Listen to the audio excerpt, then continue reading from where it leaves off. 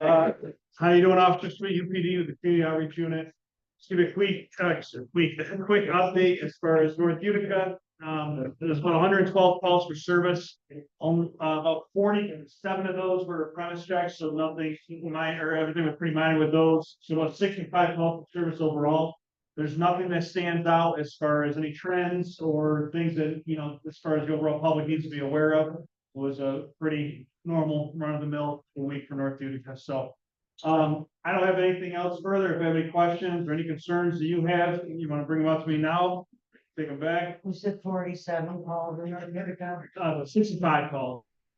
Right. Yeah. What are the calls, most of them? We have larcenies. We have, there was a lot of calls that were pertaining to, Walmart, a couple of disorderly groups. If people don't want to leave, some of the hotels, we get some people that have refused to leave or just general nuisance type of things, but nothing crazy. No, Yeah. you know. Yes, ma'am. Any calls, drag racing on Route 12? No, I wasn't made aware of that. What time is that occurring? What, do you know when it's occurring? Folks, let's keep it down so we can all hear it. Thank you. Really? Just about every day.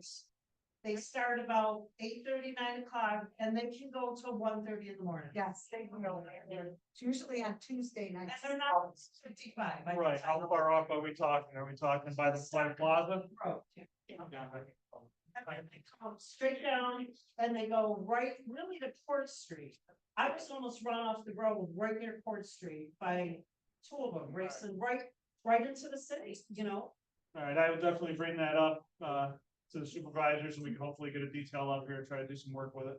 Good idea. Yes, Joe? I heard your point, I emailed that in, so they're aware of it. Okay, We're starting on the Laney Road, there's a bunch of them, the same portions, they get off right there, so they went off, get off at the like the exit where you get off on 49. yeah, So circles on and back. we'll back up, we'll start coming back down again.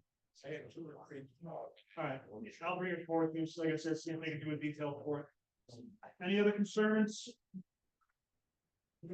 Ron? Okay, it's been a lot of talk about four-wheel drive, Yes, it's like- ATVs and motor scooters and stuff on the streets. Is it also illegal for them to drive on sidewalks? Yeah, they shouldn't be operated within city limits unless it's. I came down to the bottom of Sunlit this morning to turn onto Herkimer Road. The guy was going on a four-wheeler up the sidewalk, doing about 35 miles down. So same thing as operating on the roadway, they shouldn't be out there. And our guys we still have our crime prevention unit out doing details, trying to stop these things and get them off the street. The way that things are set up currently, it is difficult to get them, but we are working towards it. I know some other agencies throughout, the state are working on the same thing. Some have had more success than others, but we are still working on it. I'm gonna go back here real quick. Go ahead. Regards to that, legally, and they were to cause an accident or do it, so they start off front of you, liable for that. Well, they are definitely gonna be liable because of the fact they shouldn't even have them on the roadway. They're unregistered, uninsured in most cases, all right? Obviously, you as motorists too are aware that they're out there, all right, even though they are operating illegally. So still try to practice defensive driving and, be aware of your surroundings in case they do come out and about, so. But again, we would obviously respond to it, handle it as an accident report, detail the situation on it and, as far as fault was necessary. Yeah. For my own edification, if you were able to catch the perpetrators in the air. Yeah. What would the punishment? So basically, we impound their vehicle or their ATV, whatever it is. What about the vehicles that are racing up and down? Oh, I thought you were talking about. Up and down. With those, we would give them as many tickets as we possibly can, as far as excessive speed, reckless operation, basically everything we possibly hit them with. But there's a possibility that it should go to court because it's cut down to a less. That's all in the, But they could pay. there's a possibility, sure. And they could be right there. We control the aspect of catching them, Right. issuing the tickets. What happens in, with the DA's office and in court, that's totally beyond us. Okay? Anything else? No? All right, thank you.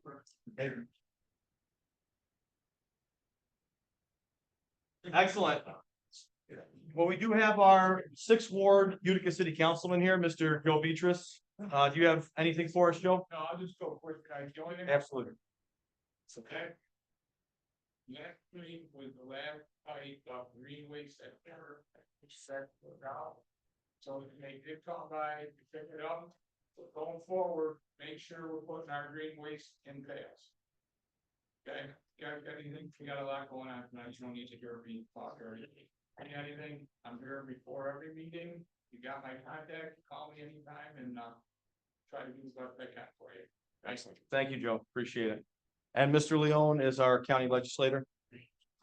I don't have much tonight either. I did just send a text to I know some state police and let them be aware of it, which they are aware of it.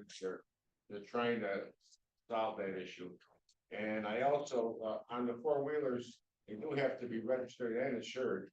They're not supposed to be on the street, though. The only time they're not supposed to be registered, to my knowledge, is they're on private property. So, again, I'm here with Joe for an hour before every meeting, before the Monday of the month. And if you got any questions, just call. County questions or city questions. If I can get the city question answered, then when I work well together, so That's about it. Thank you.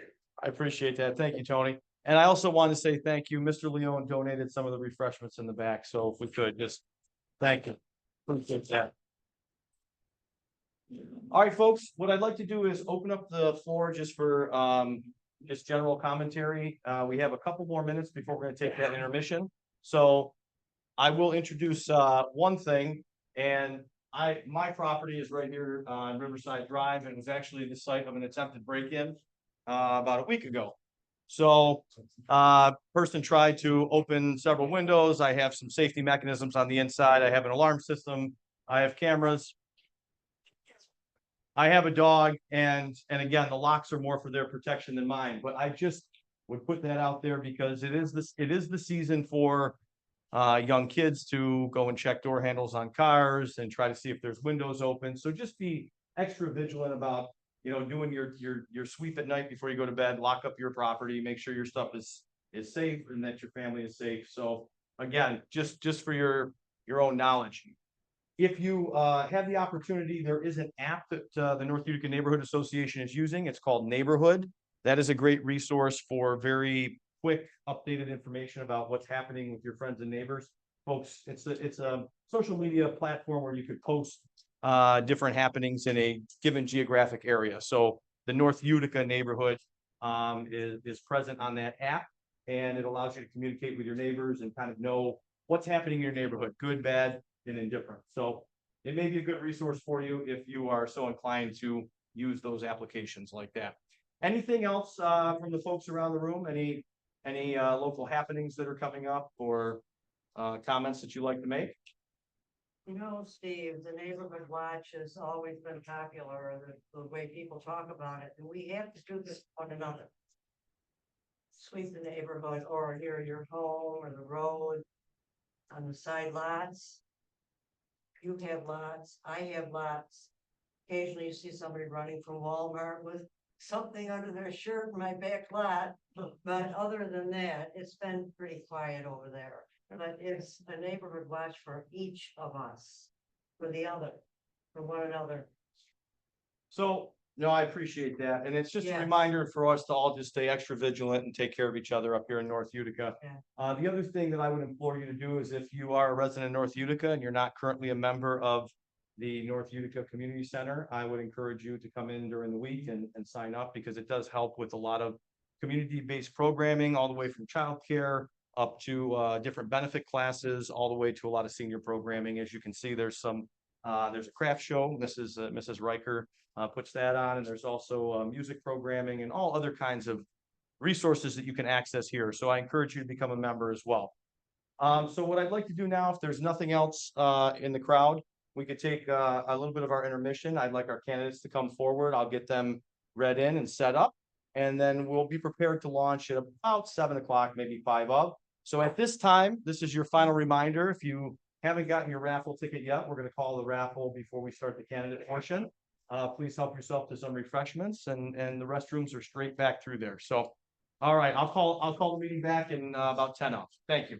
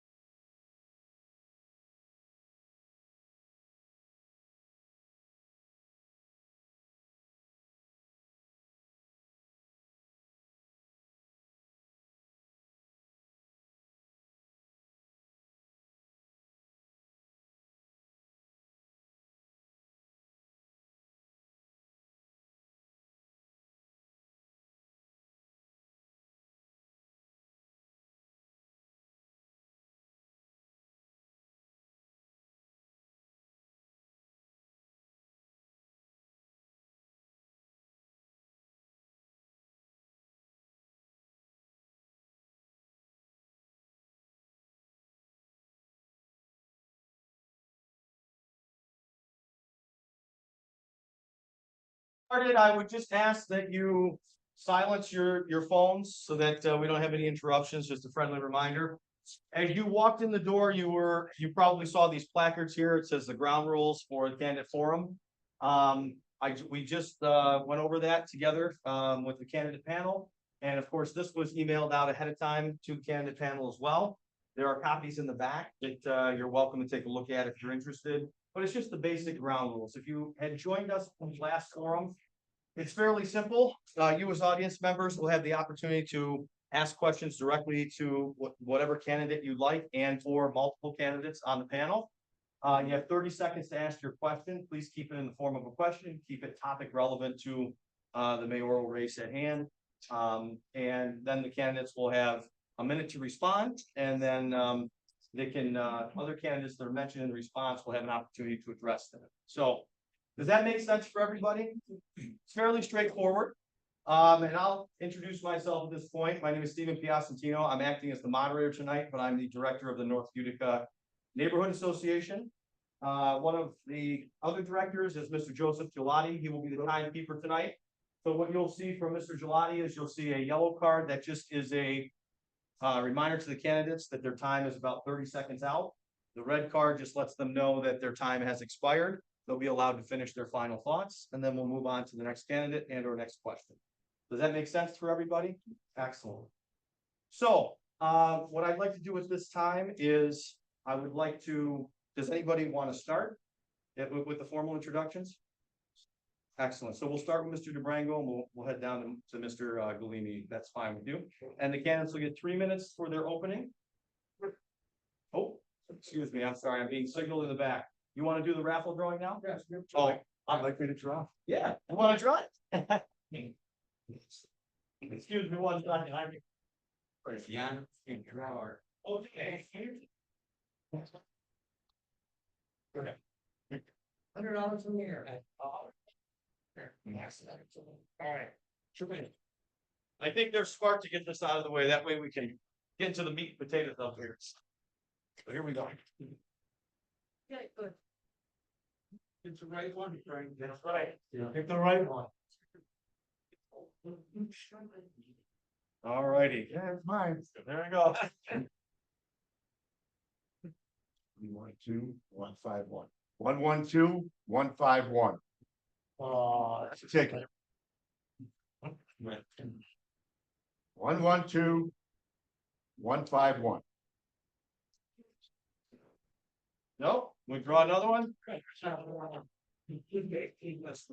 Back. All right, excellent. Thank you.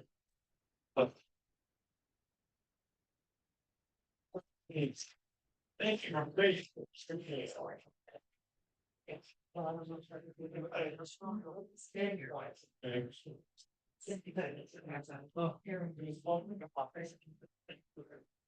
All right, folks. Yeah, thank you for your patience on that. We got that out of the way.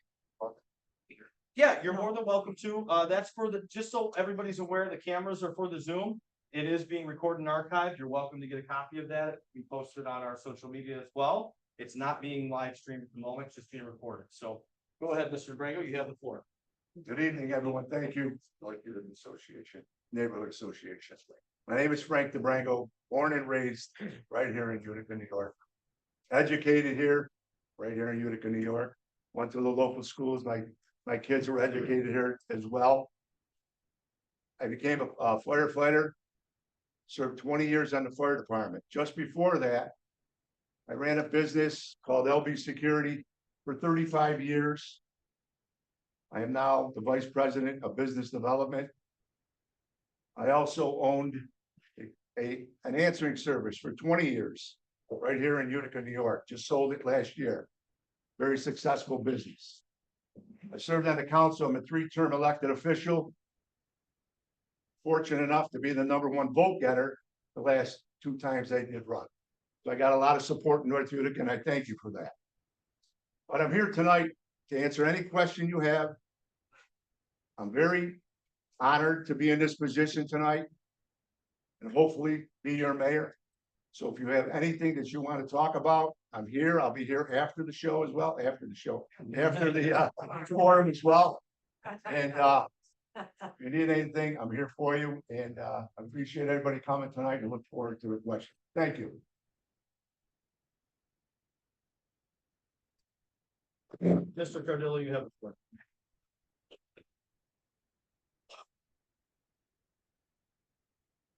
Good evening. Again, thank you, as Frank said, to all of you for coming here tonight and for putting this event on. I think it's very important for the people to participate. It's a public forum and it needs to be said.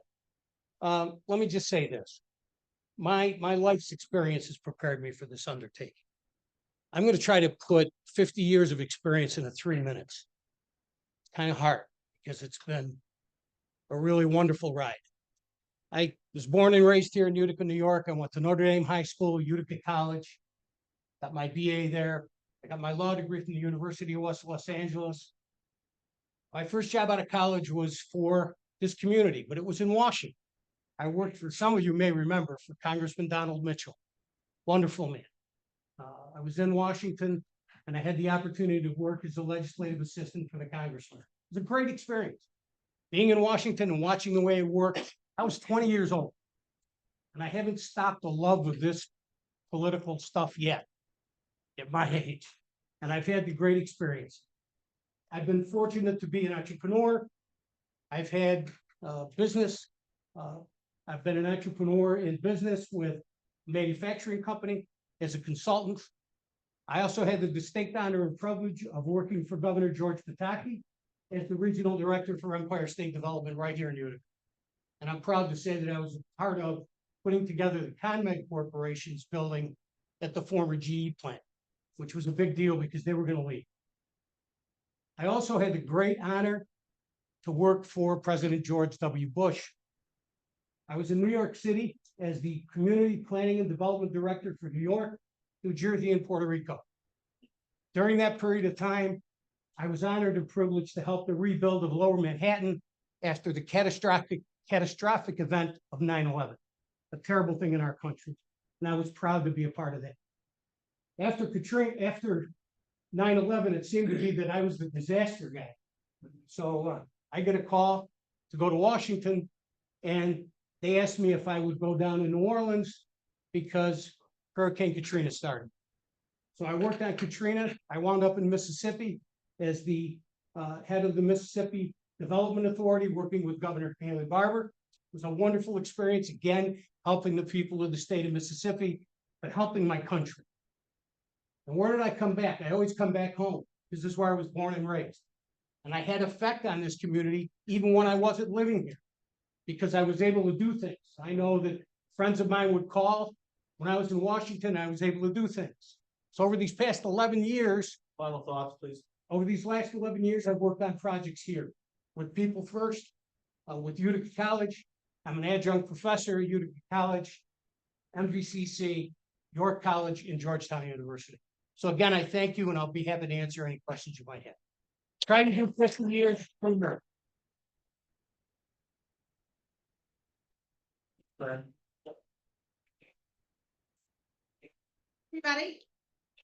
everybody else has said, thanks for being here. You know, this is a really exciting time of year in Utica because we just had all the school board forums and those were packed again and again. And now here you are.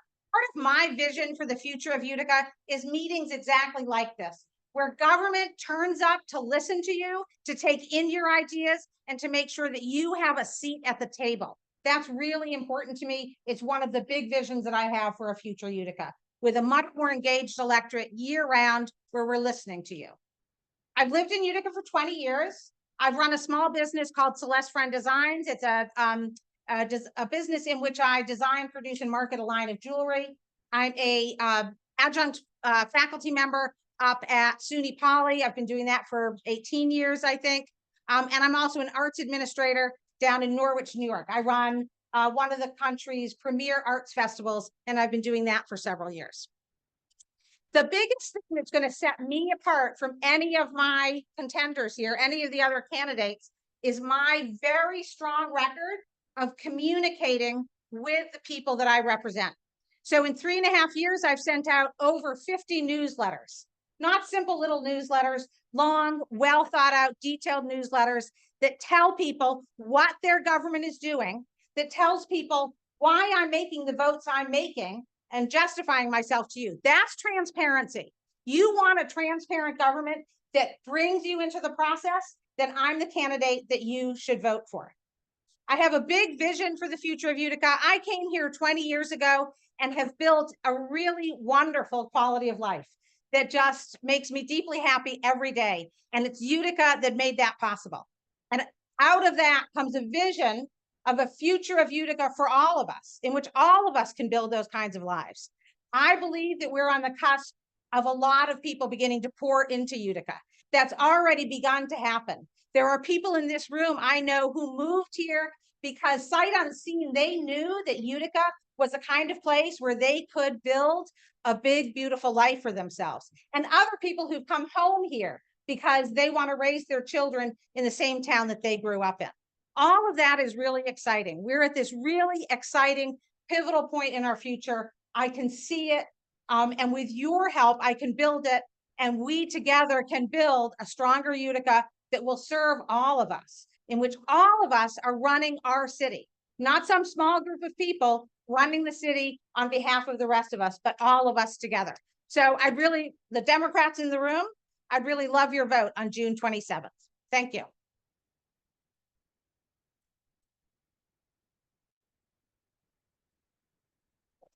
Mr. Galime, you have the floor. Thank you. Hello, I'm Michael Galime. I'm current council president in New York. And before I begin, I want to start with something. Are we Uticans? Yes. Are we Uticans? Yes. Hey, I'm a Utica. All right. That's how I feel, right? All right, so I want to start with a little bit about what brought me here. I was born in Utica, went to Hughes School in South Utica, went to Albany Street School in East Utica, I went to Donovan in West Utica, then I graduated from Proctor High School. I went on to go to the University of Rochester, obtained an engineering degree and a personnel management degree. But I continued here with my career that I started when I was 16 as an intern at Rome Labs. I immediately went back to my roots and started working here because this is where I wanted to live. This is where I wanted my children to live. This is where I wanted to get married, had my family with me, yeah, all of you with me around us because we're Uticans. Now, in 2015, I decided to run for council president. Part of what led me to that was being a musician, being involved in community organizations like the Red Band, growing up here. Part of it was that in 2008, my private sector career allowed me to open an office downtown for a company in Syracuse, which I refused to open in Syracuse. It took 6 months of them asking me to work for them. I said, if you do it here, I'll do it. My commitment has always been to Utica. So leading up to 2015, I wanted to make a contribution. So I set my sights in city government. I looked at the charter. I said, where I can make a contribution with my private sector career, I'm a project manager, personnel manager. I know how to get people to collaborate, work together, and I'm a communicator by trade. I'm a communicator. I set my sights on council president because at the time, the agendas were not published. Things were getting rammed through. The committee system was loaded by actual political agenda. The majority had the majority in every committee.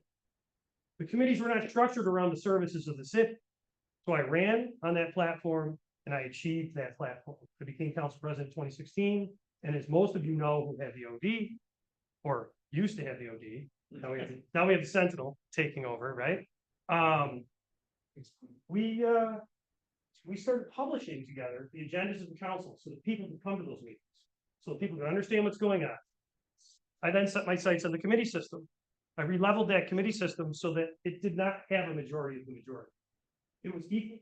It was 4 people in each committee. The committees themselves were refocused around the issues of the city: public safety, DPW, parks and recreation, youth engagement, codes enforcement, etc. I worked through 4 years and then ran again in 2019 and once again became the council president. Over the last 8 years, what I've done is make sure that every single aspect of the city, I worked hand in hand, involved with all of the department heads. What's that? Final thoughts, please. Final thoughts? Oh, I didn't hear you say yellow card. We don't say it. Oh, thanks. Right, so final thoughts are, I'll wrap up. Over the last 8 years, I've worked hand in hand with the administration, all of the departments. I made myself focused on what will become someone who can be the mayor. I haven't worried about running for mayor. I made myself someone who understands every intricate detail of this city, and I stand before you ready to lead the city. And I look forward to the day. Thank you.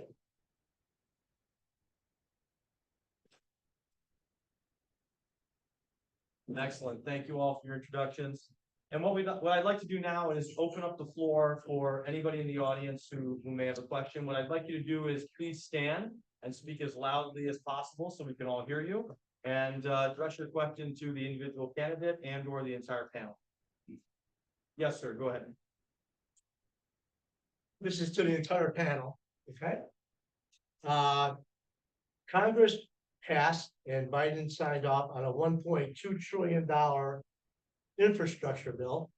I'm sure we're all well aware of that. And if my math is correct, 550 million or so of those dollars were earmarked to repair roads, bridges, and railway systems in our country. I don't think anybody here in this audience, including myself, and I've been here all my life, if you drove around Utica enough, you know our roads are in bad shape. I have friends coming up to me constantly saying, I blew a tire, hit a pothole, almost went off the road. 1 month ago, I'm going over the Parkway. I hit a pothole. I ripped my tire completely apart. $350 later, I'm putting the tire back on because the city didn't fill that pothole. My question to the panel is, two questions actually. A, are you aware of the deplorable roads we have in this city? And B, what are you going to do to try to get some of that $550 billion back in our community so we can have some decent streets? Thank you. Excellent. Good question. If we could start with Mr. DiBrango, we'll go down the panel and then I'll stagger the start from there as we discuss. Yeah, right now, in the city of Utica, we invest $5 million a year for paving. And we have to vote on that every year. It's a council person. And we borrow about 2.5 million every year. It just keeps adding up over and over again. When you have $5 million, 5 or 6 years ago, I believe they may have started it in 2016, where the residents voted on $5 million for paving. It doesn't spread as much as it did 5, 7 years ago. So when you talk $5 million of paving, you may get, 3, 4 miles out of the paving. So it's very, very difficult. So as a city, what do you do? What do you do as a city to try to get more money to fix more roads? I agree with you. I'm all over the city. It's crazy. And what I would do, obviously, you have to talk to your state and federal officials to try to get some of that money in. We did spend about $7 million about 2 years ago because we had some extra money due to COVID and things of that nature. So we put $7 million back in the streets. But the thing is, when we're repairing the streets in every city in the Northeast, I think has to experience this because of the way the fluctuates, the weather, it's cold, it's hot, it's cold. The pavement is moving. But we spent a lot of time trying to get out there and do the best we can. What the mayor does, what I may do as well, is go around with the council people, you drive through the neighborhoods, you pick out the city, to pick out the streets that you want, most deplorable ones, I guess. But we only have 5 million, and that's the toughest part. Do we put it more on the taxpayers? Do we borrow more money? What do you do? We're in a tough situation. So yes, we reach out to the federal government. Sure, we could use all the help we can get. So I have no problem doing that as mayor. As far as your potholes, I understand that. What they do is they put coal patch in starting in the spring. They got to start a little bit earlier, and they don't start earlier. So that's the issue. You get these potholes, and you got to fill them at least temporarily until you get the good hot tar in there. So that's my take on it. We need help from the state and federal government. We can't do it alone because it'll be on everybody's tax rolls if we have to spend 5, 10, 15, 20 million. It's just too much right now for a city of our size to handle it. But we do the best we can, and we stay within the $5 million. Thank you, Mr. That we budget. Thank you. What I would just ask the panel is if you could just please stand at your seat just for the camera focuses and all that good stuff. And then that way you are in clear line of sight with the time cards as well. Or would you rather I set 30 seconds or final? round? We just don't want to interrupt your Yeah, trail. what's the days right here? I'm fine standing here. Is everyone- I'm fine with the yellow flag. I just like. wanna know if there's- All right. Perfect, thank you. Whatever. We appreciate that. Mr. Cardillo, you're up. That's a great question, and indeed, we have a significant problem with our roads. And we're gonna be in line with everybody else for not the amount you said. Back in January 20th, I had a news release that talked about the Infrastructure Investment and Jobs Act, which is $1.2 trillion. That's going to be available between the end of this year through 2025. And it's incumbent upon municipalities to take advantage of this opportunity. And the way you do that is you gotta know where to go. I know where to go. That's what I've done my entire life. That's what I did in Washington. I know how to get things done. That's what's critical. We could talk about how bad the roads are, but without money, we're not gonna be able to do anything. And the other thing I wanna say about the roads is this. And I would ask, I look at a road and it's been repaired, right? They paved it 2 years into repairing it. It's already in disrepair. As a matter of fact, as you look going down the middle of the road where they marry the two sides of the streets, that's cracking in the middle. Don't tell me that that's appropriate. There's got to be a better way to do that. The other thing is, I don't know what the cooperation is between the Water Authority and National Grid in terms of breaking the road apart 2 weeks after they just got through repairing it. So I think there's a lot more to this than just saying that we need to rebuild the roads. Of course we do. But there's money that's available. And I think we need to also look at the way they're being repaid. Thank you. Thank you.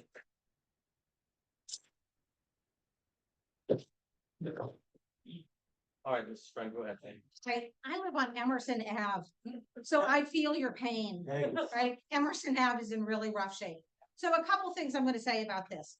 One is that we don't start our bidding contract system, putting out bids for the roads until after the budget process is over, and that's too late, right? That's the end of March before we pass the budget. We need to have a plan in place. We need to be putting out our, requests for bids to those paving contractors far earlier than the beginning of April, right? By then, often other municipalities have grabbed up the best contractors. So that's a real problem.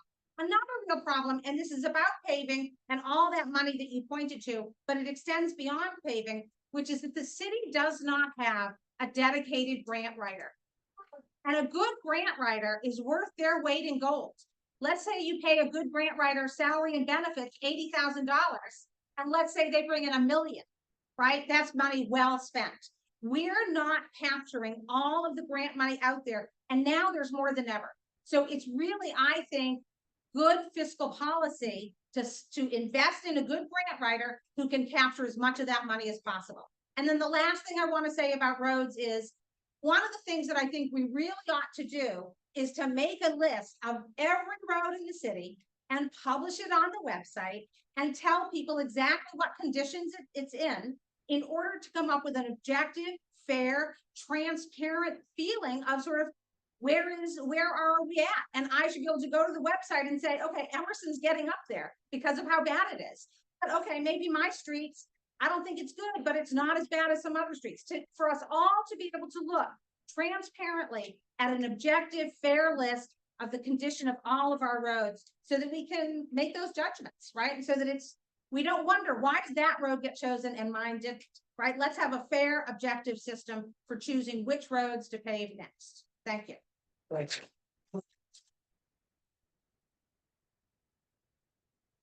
Galime, go ahead. Thank you.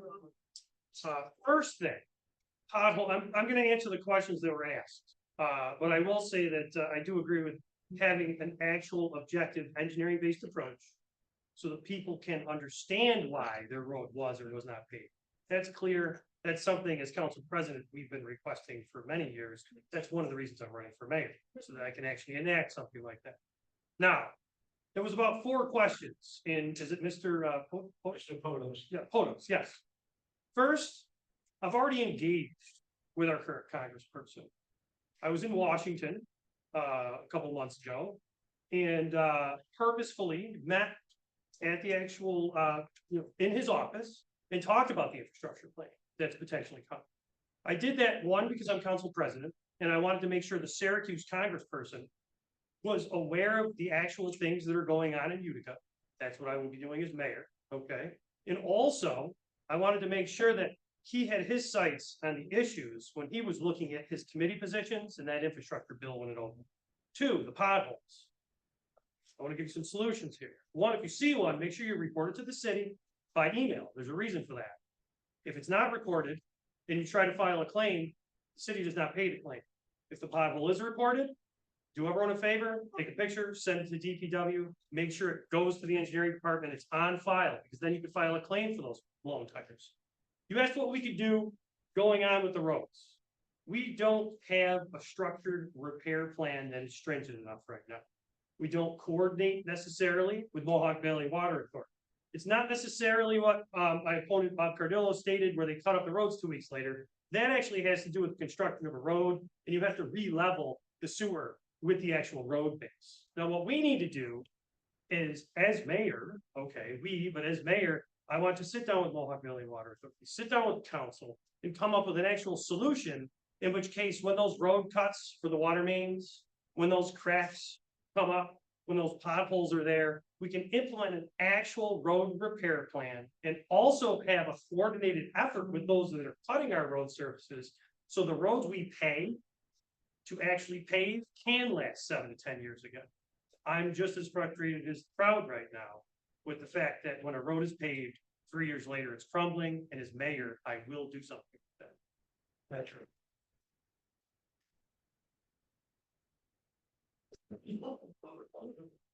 Next question, please. Yes. And then you'll be next again. Go My ahead. name is Karen Brammer and I live here in North Utica. I have a dear friend who is taking care of her grandchild who has autism. And her grandchild has autism because he drank lead poisoned water in the city of Utica. And I understand that the lead poisoning of children in Utica is even higher, much higher than Flint, Michigan. So I know there's money available from the federal government, but our water authorities decided not to apply for it. I would like to understand how do citizens have some decision-making authority about how the priorities are decided? That's a big priority for letting our kids get diseased is terrible. And I know there's chemicals being put in the water to try to take care of the lead, but we don't know what the chemicals do to kids over time. So that's all I need to say. Thank you for your question, and we'll start with Mr. Cardillo this time. That's horrible. And it's sad because not just our children, but think about the elderly. We all get older. You know, things don't work as well as they used to. So if you're drinking bad water that's got lead in it, it's problematic. There is money available to do things, and that's one of the things we need to focus on in terms of how we move forward. Again, I get back to my background from where I know where some of I call them the bodies are buried in Washington, because I go to Washington regularly. I've been going to Washington regularly for the last more than several years, for the last 30 years. So I know how to get things done. There are programs within HUD that deals with lead-based issues. So I think what we need to do is to focus on that. Again, I'm not there. My opponents here are all members of the council. So they would know what the city's doing, or should know what the city's doing. I don't, because I'm not there. God willing, when I'm there, we're gonna put our foot to the ground and we're gonna go roll it and get things done. So thank you for your question. Good friend, thank you. Lauren, thank you for that question. And I'm gonna answer that question in 2 ways. I'm gonna answer it from a basic moral point of view, and then I'm gonna answer it sort of from a fiscal point of view, right? This is an absolute moral crisis in our city that we are allowing our children to be poisoned by their homes. by their homes, right? That's not safety, right? Even if we all public safety, it's not safe to live in a home that is contaminated with lead. And water is a terrible problem, but actually a bigger problem in Utica is the lead that exists in paint inside of the homes. And that every time in one of those homes you open or close a window, it creates just a little bit of lead dust. Children breathe that in. And sure, it's bad for older people to be lead poisoned, but it's really children, and it has to do with the blood-brain barrier. It has to do with childhood development. And children who get poisoned from lead are damaged people for the rest of their lives. Damaged people for the rest of their lives. So now I'm going to switch over to why it is a smart investment from a financial point of view to spend all the money we need to spend, both on the water lead problem, but also on the interior paint problem. Because those children cost more to educate. Because those children get in trouble more.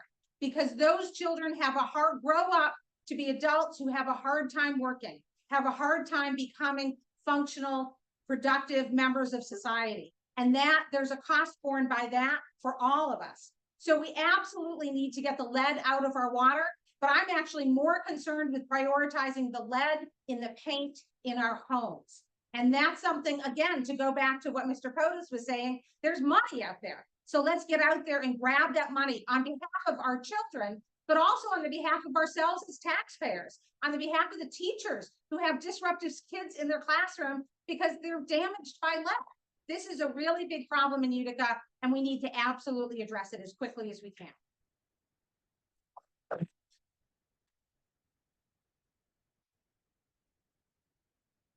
I'd like to start by saying, one, I just rewatched a documentary on this that Cornell Cooperative Extension put together a couple years ago, and it is a horrifying problem.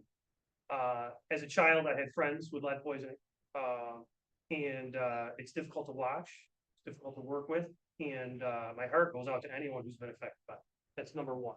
Number two, as council president, I've gone through the process. The way it sits is trying to help water line contractors line up that funding for the homes they're repairing, and it's difficult. Okay, so the actual access to the funding absolutely needs to be streamlined. As mayor, I'm going to do that. Now, Councilperson Friend identified a very interesting point, which I was going to hit. It's the fact that it's actually not the lead water in the water pipes in this city that is the biggest problem. It's the lead paint.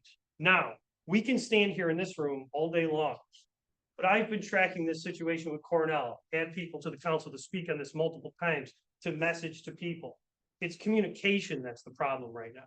When I talk to people in the neighborhoods where there's a lower socioeconomic level and they are renting where landlords have not cleaned up the problem, they don't even know it's the actual dust. They don't know it's the paint. So communication is the key. As mayor, I'm going to work through our actual departments with the homeownership center, with CDBG, to actually create a messaging system so that we could start to work with these neighborhoods and let them know what the real problem is. Right now, I get calls as council president constantly from people who have issues with lead poisoning, who want their water line replaced. And I have to try to explain to them that it's the dust in their home. And they don't believe me because it is not actually messaged. Lead in the water is an issue. It is an issue. Okay. But it is not what's poisoning our children in Utica. And if you listen, yes, of course. I just said that I already am doing both. The lead water lines all have to be replaced. But what's hurting our children now is the lead-based paint. And as mayor, even if someone argues with me on this, I'm going to stand firm as a leader and say, look, we want to fix this problem. We need to message to the community that it's the dust, it's the paint chips, it's the actual home, and the water is secondary. Thank you. Thank you.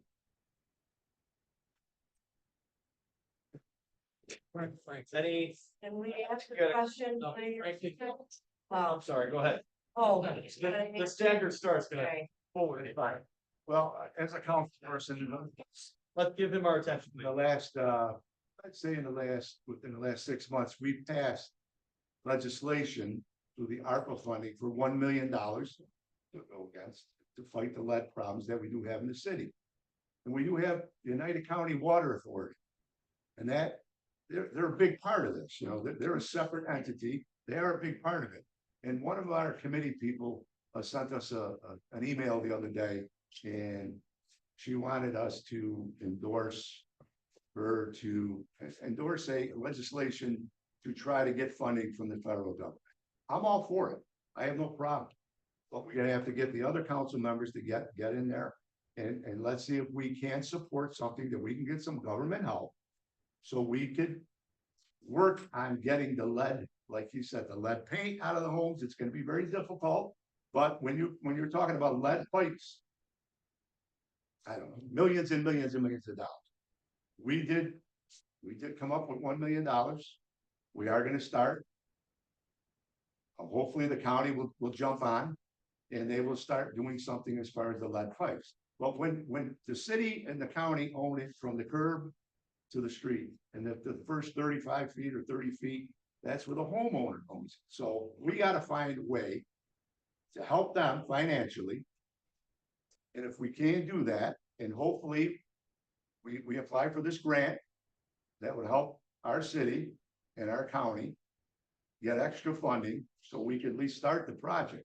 But most of it is occurring in the older homes in the inner city. I grew up in the inner city. I grew up in Cornhill. I moved 3 times, and 3 times I'm still in Cornhill. So that lead paint was there then, and it's still there now, and I understand it. So we have got to do something with the federal government, the state government, to get some assistance. But we did our part this year by at least signing on for $1 million, and hopefully it'll roll, and we can get more governments to jump on board with us. Thank you.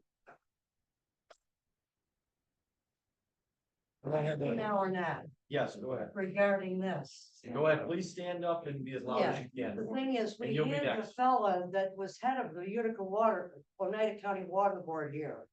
A couple of months ago, right, Steve? Yes. And he was very, very good. And he told us we can order a lead testing kit through the water board, call them. A lot of people probably didn't even know about this because we've got so many new people here tonight. It's wonderful. But the thing is, you can order a lead testing kit with a container, and it's 5 hours you have to wait This is before for, you what draw that is the water. question? Pardon? What is the question, ma'am? Where are we at with Oneida County now and resolving these problems for these poor children and their mothers in these ghetto apartments? Where are we at with that? Because they talked about it for years that they were working on this, but now you're saying that there is a grant that you're asking for, which is good.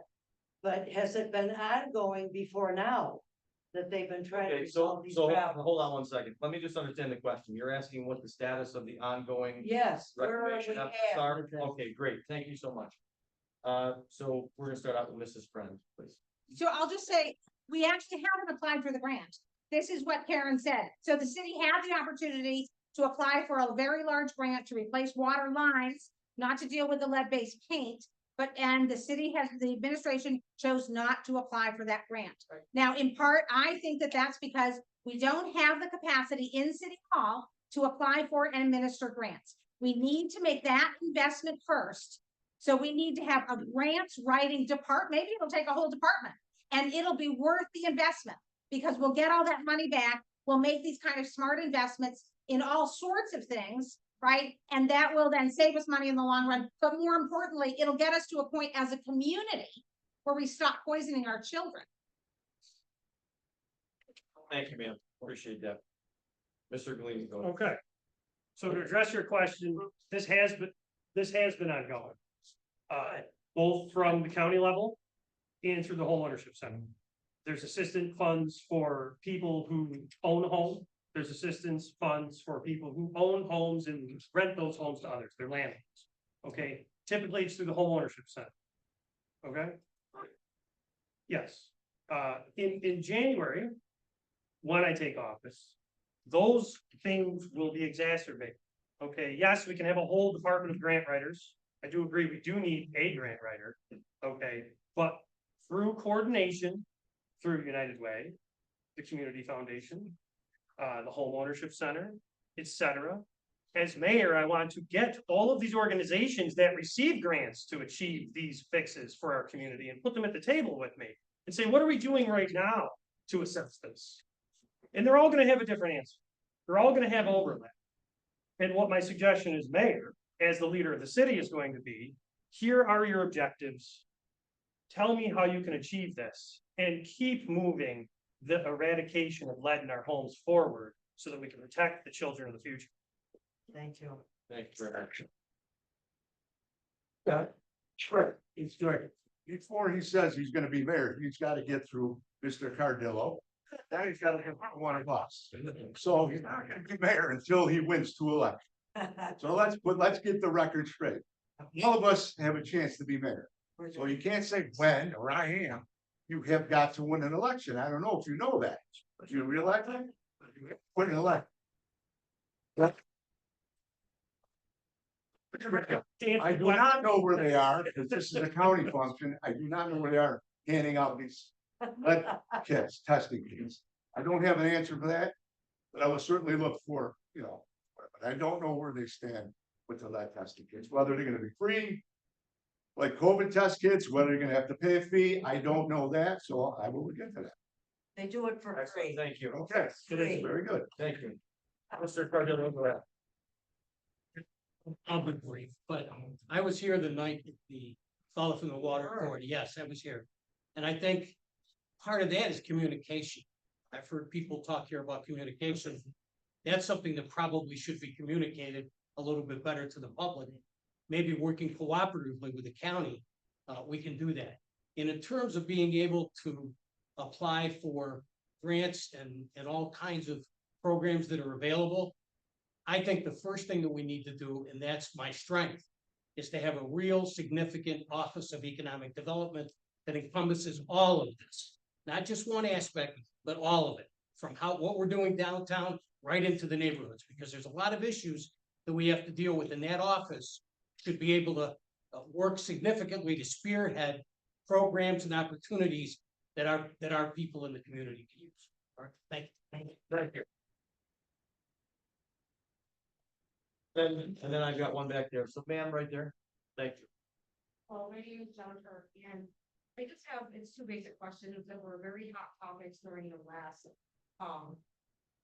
one for mayor.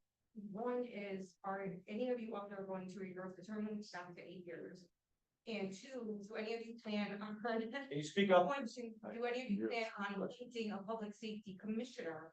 Because it's not really beneficial to the cities for the mayor to wear both hats. So I'm just gonna restate the question so we can all hear it. The first question was, do any of you plan on reinstituting the term limit policy that was in place?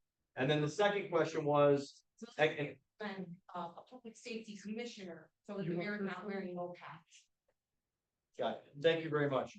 So that starts with Mr. Gleek. Okay. So to answer the first question, the term limits right after the current mayor was elected went back to 8. So that's done. If elected mayor and I take office in January, I will not be seeking any changes to the term limits. 8 years is enough. It's appropriate. And as a younger person getting into government, I do believe people should be serving and then going back to their private sector careers. Okay. Second thing, public safety commissioner. One, you can actually listen to raw interviews where I was asked this on the fly on radio stations at youtube.com/@MikeForMayor. And this has been addressed for multiple times. It's totally inappropriate for the mayor to hold the position of public safety commissioner. When the mayor has to conference with the public safety commissioner, he's effectively talking to himself. Okay, that's the reality of the situation. The position itself needs to be assessed. Okay, I do want to hire a public safety commissioner, but I think the role needs to be defined. And that decision can't be made, no different than when you walk into a new project manager position in the private sector, you don't just immediately start changing. I'm not the mayor right now, I'm the common council president. I see how things are going. I want things to go a certain way, but I'm not in that office. Over the first 3 months of the term, I'm going to be sitting with Chief Williams, Chief Ingersoll, and even the DPW, because they're also part of public safety when things come down to it, when we have snowstorms, and see how they actually interact with me collaboratively on it. I think if we do bring in a public safety commissioner, it's going to be a communication position. I believe that a public safety commissioner should have the role of explaining what happened yesterday to the people, so that the mayor, the department heads in the city can figure out what's going on today and figure out what we need for tomorrow. Okay, that's the reality of that position. Thank you. Thank you. Well, I plan on being a public safety commissioner. I'll give you the reasons why. First of all, I had 20+ years in the fire department. I actually worked along the fire line with the chief, the current chief now. So 20 years, I pretty much know what the fire department is all about. As far as the police department, I ran a security business, armed security officers, unarmed security officers, and pretty much structured like the police department, chain of command, semi-military organization. You'll deal with clients where you have to be the complainant and you have to make sure that you're dealing with the court system and things of that nature. But as a manager in my private sector, you have to hand out discipline. You have to sit down and you have to talk to the employee and you have to hand out discipline when needed. And that's what I did for 35 years. I had the utmost respect for Chief Williams. He worked the streets when I was on the streets as well. So both chiefs, I had a great rapport with them. I don't think the city could take on another $100,000 for that position. You're going to pay at least 80 and 20,000 maybe in benefits. So I feel that we could use that money elsewhere. I have some ideas where I'm going to use it. But as far as the public safety, with my experience in the fire department over 20 years, working with the men and women on that department, seeing what goes on, I'm on both sides. I was on the union side, I was on the management side. I feel that I could handle this position. I have the utmost respect for these gentlemen that are running the respective departments. So I'm going to handle that task. And if there's a day that I say, wait, it's a little bit too much for me, then maybe I'll release it. But right now, my plan, number one, is to take that seat when I become mayor. Thank you. How about term limits?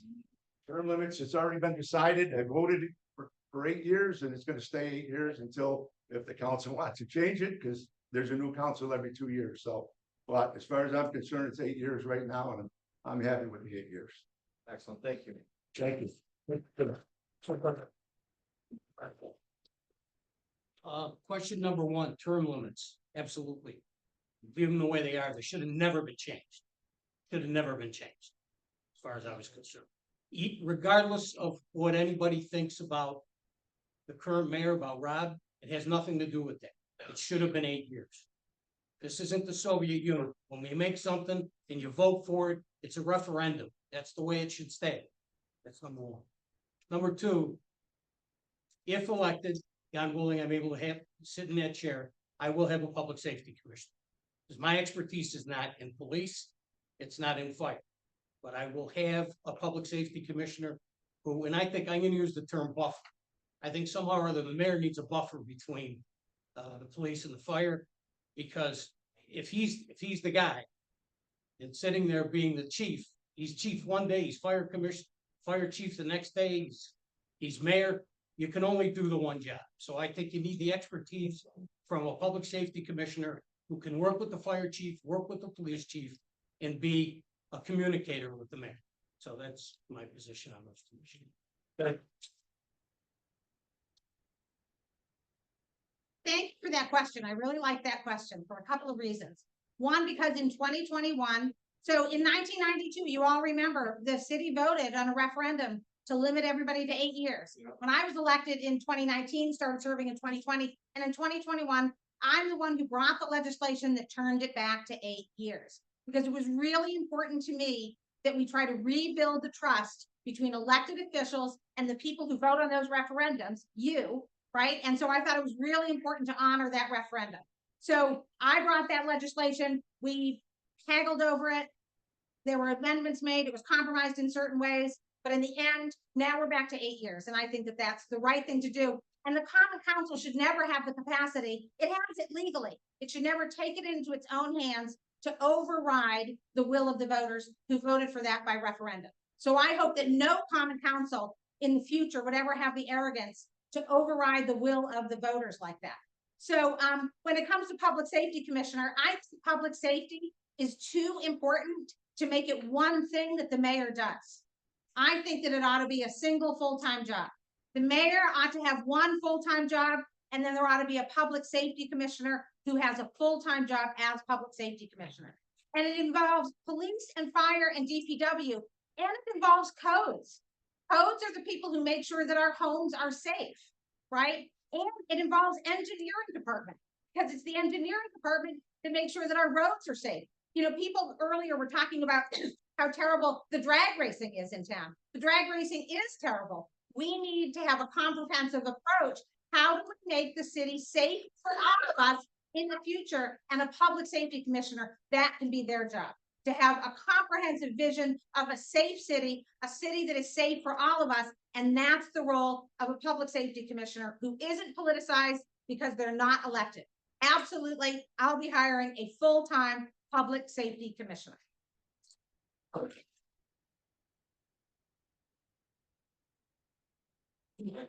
ahead, sir. Right, so if everyone is aware, city received a bunch of ARPA money, the present administration has taken on a number of quality of life projects that you all see going up. So my question is twofold. First one's this: if you were a mayor and you had the money and you could pick two projects, what would you do? Second one is, when the money runs out, we need more manpower. We don't have the manpower to maintain what's going on. What's your address? Continuing to maintain those properties that are constructed. Excellent, and I think we're starting with Mr. DiBrango. I just want to make sure I get this. Two, you're saying two projects, main projects, all 30 million apiece? We got about 60.8 million. We actually got 64, we got taxed on that. Right, so it's 60.8 million, that's what we received. Two projects, obviously, we all talked about paving and roads, that would be great. That would be great, get all our roads paved. We'll be able to spend 30 million? Most likely, it'll spend it fast. Will we be able to do all the roads? I don't think so. I really don't think so. And we got some crumbling buildings that we own, the city owns. In the end, we have to borrow money to fix the buildings. So when we borrow money, it goes on the taxpayer. We gotta make our payments, and then our taxes go up. So I would fix a lot of the buildings that are falling down, especially the firehouses. Some of them are over 100 years old. Police building, over 100 years old. Our DPW, we had a wall fall down. We had to repair the wall in the DPW. So that's what I would start. The other 30 million would probably go, to our buildings that we own, the city-owned properties. If we had two to pick from, I understand dog parks and swing sets and all that stuff, but if you're telling me very, very important things that would save us money in the long run, I'd say I'd invest in paving and fixing our city-owned buildings, because in the end, we're all gonna pay. So that's it. Second part of the question was, and let me make sure I say this right, when the money is exhausted, how will we replace the lost manpower? Right, how we pay for all these items have gone up. Don't have enough manpower to maintain what we have now. What is an idea you might suggest to maintain those things? well, right now, Dog parks. And right now, we're fortunate. I believe last year we had we estimated about 14.1 million in sales tax. We took in about 18 million. So that was a good thing, but he had the mayor wanted to get $3 million surplus. But that money, we don't have to use the whole 3 million in the surplus. We could take a portion of that money and put it back into our workforce. We just passed a grant to hire 8 firefighters. And already got to stop. Well, just finish your line. We just passed a grant to hire 8 firefighters. And the first 3 years are going to be paid by the federal government. We used $1 million ARPA money to put 5 police officers on the streets to fight gun violence. Last year, we took 69 firearms off the street. We're well on our way now, taking more firearms off the streets. So yes, would I hire more DPW? Sure. I would not take that whole $3 million surplus and just put it back in and not, I want to spend that, but I want to put a portion of it, because we're at 10.1 million right now is our surplus. And we have to get to 12 million. That's what the state recognizes that we get at with the budget being at 79 million. So, that's what I would do. I would make sure that I put it back into the workforce. And, Thank you. have more TPW, more police officers. That's what I would do as mayor. Thank you, Mr. Frank. And just for the rest of the candidates on the panel. Sorry. No, that's fine. If you'd like to take an extra 30 seconds, because it is a little bit of a longer question, feel free to do so. Mr. Cardillo, go ahead. How would you spend $60 million? You wanna cut it in half? I wanna look at what the issues are. One of the biggest issues that we have in this community is housing. We do not have enough housing in this community. The housing stock is old. I've had the opportunity to work as a consultant for the Housing Authority, People First, where there were a lot of good projects that are going on within the Housing Authority. And we also need to deal with the fact that in terms of our population, according to data, we've got a 36.4% rate of people living below the poverty. 36% of the people live below the poverty. So some of the things that people have seen where this money is gone, which I think is wonderful, we've done a lot of development with it, but it's not reaching a lot of people who are needy. And we need to reach those people who are needy. So I can't specifically tell you exactly what 2 projects I would do, but I would clearly spend money on making sure that we increase our housing stock and improve our housing stock, number 1. And number 2, work on our infrastructure. More than roads. We have a lot of issues with infrastructure. Remember, we're an old city. So we've got old pipes. We've got a lot of issues that need to be done. Now, maybe these are things that people don't see because it's below ground, man. So you don't see where you're gonna help the sewer problems or any of that thing and that nature. However, people look at the development of a building. So I think I would stress housing because of our housing stock is poor, and I would stress infrastructure. Thank you. Thank you. Steve, I don't think you were asking like 30 million each for a project, just a couple good projects, right? Yeah, well, okay. So I saw what the mayor did and I like other things less. The 2 things I wish we had done more of is that I wish we had spent more money on parks other than Proctor and even my own Roscoe conflict. So I wish we had spent more money on parks that are embedded in neighborhoods. I was in Hurt Park the other day in West Utica. That Hurt Park is hurting. Sorry, I had to, right? So Hurt Park really could use some investment. It's a small park, right in the middle of a neighborhood with a lot of children. I think we should have spent more money on Hurt Park and other little neighborhood parks like Wonkel in my South Utica, right? So that's one thing I would have spent more money on. The other thing that I would have spent more money on is improving our existing infrastructure. And our failing infrastructure isn't all hidden from view. Drive north on Genesee in South Utica and see if you can count how many of the old green street lights are ready to fall over. They're not galvanized. The paint comes off. They start to rust. They're rusting literally all the way around the edge. And a few weeks ago in a windstorm, one of them fell over.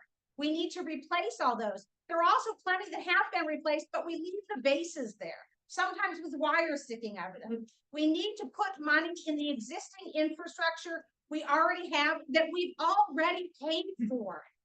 We already paid for it. Can we please take better care of it? So that's what I would have emphasized had I been in charge of the ARPA, is investing in the existing infrastructure we've already paid for, and it's only going to cost us more money the longer we let it go. And I would have spent more money on the small parks that our neighborhoods depend upon for recreations and for kids to play in and all of that. Thank you very much.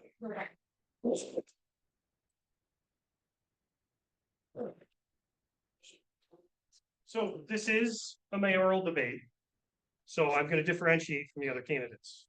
Rather than call things out, talk about specific things, or to answer the questions directly, but give a solution. The question was, if I was mayor and I received that money, what would you do? What would be 2 projects? Pick them out of a hat, right? The first thing, as a project manager, as a systems integrator, I juggle a lot of balls. Okay, I develop very intricate problems with very developed teams globally and have a lot of things come together that take setting milestones, assessment, and actual achievement of goals, and then iterations. Now, the first thing I would have done was go to our last capital assessment, which assessed the sewers, the streetlights, the sidewalks, the curbs, our catch basins, our flood control issues, and actually put together a comprehensive plan to execute a capital project across the city. If you do that, work with the department heads and check off the boxes, we could have, and this is going to dovetail into the second thing Mr. Rafaro asked, was how would you lower the cost to the city? If you do these things appropriately, you lower the overall long-term maintenance cost that the city has a liability for. And as mayor, that's going to be a goal no matter what project I'm performing with my department heads, with my organizations, with organizations in the community, the county, state, etc. Reduce your overall maintenance liability so that the city can take care of itself. Second project, you asked me to pick things out of a hat. Okay, this is going to go to the neighborhoods. I appreciate the call out of the parks. I've spoken a lot about that in my previous interviews. Roofs. What does every house fall over because of? It's a roof. This is something I've been voicing for years through URA. Our housing stock, whether we take it in or it comes in on auction, we should be putting more money towards actual roofs before we put the houses back onto the market. Because those roofs leak, they cause the codes issues. They cause the rotten wood. They cause the problems where landlords get behind on their actual purchase that they want to genuinely work with the city on. Okay, second thing, we did actually perform through ARPA a residential improvement plan for people's roofs, the siding, projects they wanted to do on their house. I would have, and I did request this when we had to vote on it.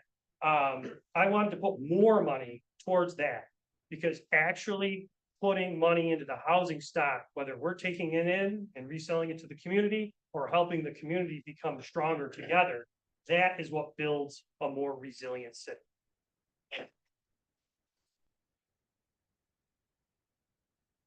Go ahead, Ms. Riker. Ms. Friend had basically said, several minutes ago that being mayor is a full-time job, which I agree. My question is, some of you had mentioned other ventures that you have paid, and maybe volunteer that you're involved with. So my question is, if you become mayor, will it be a full-time job for you? Or will you still be involved with other money-making venture or volunteer? I'll vote for next one.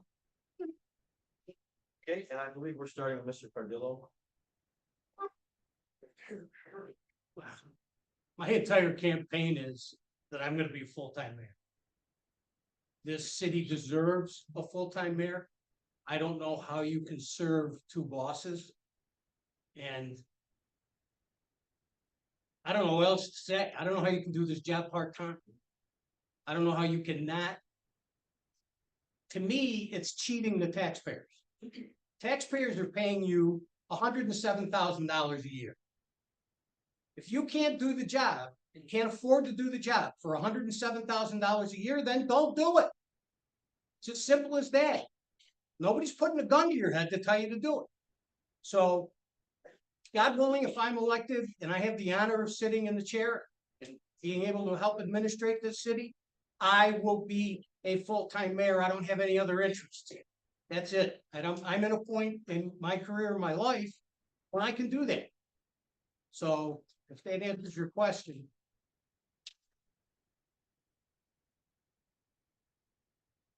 So currently I'm a part-time professor, I'm a part-time arts administrator, and I'm a full-time council person, but it's really a part-time council person. I just do it all the time, right? So absolutely, I'll be giving up my teaching job. I'll be giving up my arts administration job. Obviously, I won't be on the council. The only job I'll have is to be the mayor, but I don't even think of it as a job, right? For me, like being the mayor will be a life, will be a vocation. I'm looking at a member of the clergy and I can't think about the word, but vocation. All right, I'm not going to do it 24 hours a day because I won't do it very well if I never go home for dinner. But it's going to be what I devote my life to. And the prospect of that is the most exciting, gratifying thing I can imagine doing. I'll have no other, I'm gonna be your mayor if I'm lucky enough to be elected. And I'm gonna occasionally go home for dinner and I'm gonna maybe keep my garden up and I'm gonna watch a movie now and then, but I'm gonna be your mayor. I'm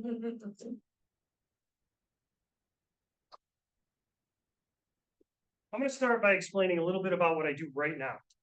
Okay, right now I'm the council president. That's between 10 and 25 hours a week, depending on what it is, and if it's an emergency, it could be more. I happen to actually be the person, for example, even though I'm currently a part-time council president, who brought their kids home on Halloween when we had the floods in South Utica and said, hey, honey, take the kids. I need to go watch the creek. When the creek started bubbling up on Brookside Drive, I called Chief Ingersoll. I said, you need to get people down here now, because if they don't come down here now to start rescuing people, we're not going to get people out. That's the level of dedication I've had to this city as a part-time council person. Now, in my private sector career, I am a director of what's called an industry solutions team. It's extremely involved, sometimes 50, 60 hours a week. While I'm doing that, still council president. I also coach Little League Baseball. That's actually why I have no tie on. I'm a little disheveled. I had a practice early. I didn't skip that practice. I made sure I could do that practice, get a suit on, and make sure I could speak to you. I also, on the side, sell ads for a small agency. If you've been to LAFA, that whole ad campaign last year, I put that on the radio waves, on the actual television, etc. My point is this. I've done a lot in the last 8 years, and I've achieved all of that, and I've achieved with results. When I put my hand on the Bible in January, I'm going to be swearing in as a full-time mayor for this city. And if anyone questions that, they're questioning the actual integrity that I've operated with since I became council president, since I graduated high school, since I've committed to every single goal full on my whole life. I will be the city's mayor 24/7, no matter what. That's priority number one, bless my children and wife. Thank you.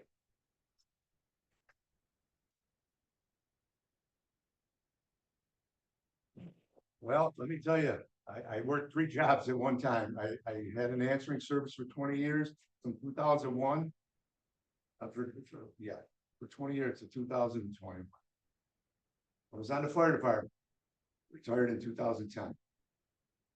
I was the operations manager at the time for LB Security, now I'm the vice president of business development, 36 years. I'm not afraid to work. Okay, I'll work 24/7. My phone does not go off. I swear to God, ever since they made a cell phone, it's on 24/7. It will be on 24/7 when I am your mayor. I can tell you that right now. I will be on top of every little nook and cranny, because we wouldn't be successful in business for 36 years if I didn't take care of my clients. And every one of you are going to be my clients. So I'm going to be very, very blunt with you. I will be here 24/7. Will I let that 36 years go? I'm going to let it go. That'll be my last hurrah with LB Security. So I will be there 24/7. Yes, I did coach baseball. I brought my team to the championship game twice. I was the manager.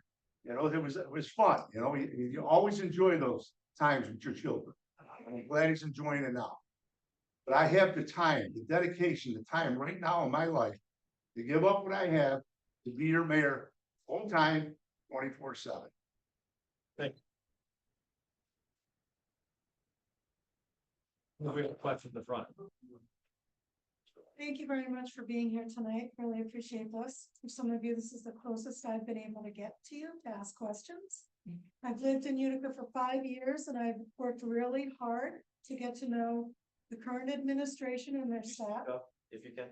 I will try. I've had a very difficult time accessing what my taxes are paying for.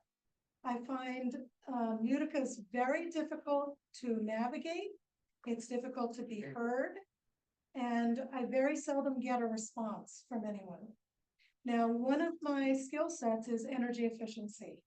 And I'm going to be contracting with the state of New York very shortly to advise on energy efficiency projects and grants. And I have heard no one mention energy efficiency I've heard no one mention the amount of money that's gonna be available to braid into fixing the fire departments, fixing the city buildings, the DPW, fixing the schools, and taking the lead out by putting in new windows in houses and multifamilies and commercial buildings across the city. So what is the direct question? So my question is, some of these grants are due in 2024. What are you gonna do to be ready to instantly apply for some of these grants as soon as you come into office? Excellent, thank you. Did everybody hear that? Not loud enough. So her question was, there are infrastructure improvement grants regarding energy efficiency and what the candidate would do to be ready for those when they are open for submission in 2024. And we'll be starting with Mrs. Friend. I hear Mrs. Friend and I'm waiting, I'm looking for my mother.